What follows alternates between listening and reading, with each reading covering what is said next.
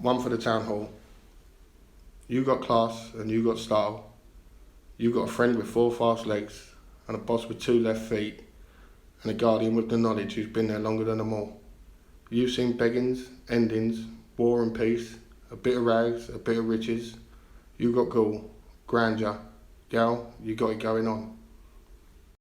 The Molly Malone is a phone which, instead of hearing the operator when you lift the receiver, you will hear a poem depending on the number that you dial. So it's introduced by James, the hotel head of security.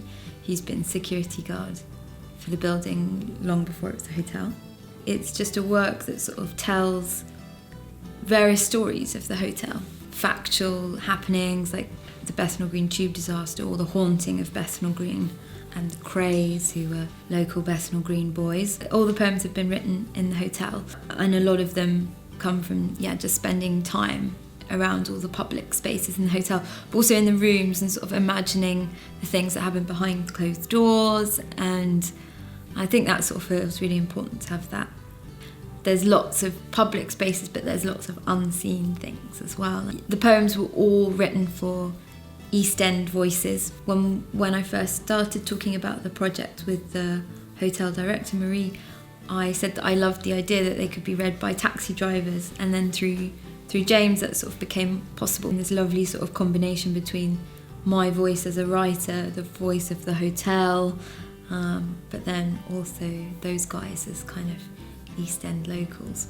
Because I think by its nature, Town Hall's quite interesting because it's quite hidden from the local environment. Like, a lot of people only know it's here if they've been here before. There's a fantastical world. It's kind of a film set, and in lots of ways I find it very unreal in a great sense. It's like going back in time, but also very modern, but it's very filmic. I find it very filmic being here. I just like that idea of the fantastical world of Town Hall, and then you've got the kind of reality outside, and the taxi drivers are sort of custodians of those two things. So Levin is also an artist. He's a friend of mine, but he's the sort of go-to person that I always ask when I'm not sure if something can be done or if something can be made. I just wanted to know if it was possible to do this with an old phone, and to me, somehow magically, that was possible. One of the really nice things about this artwork is it's a work for one person in a way, or to be experienced by one person at a time.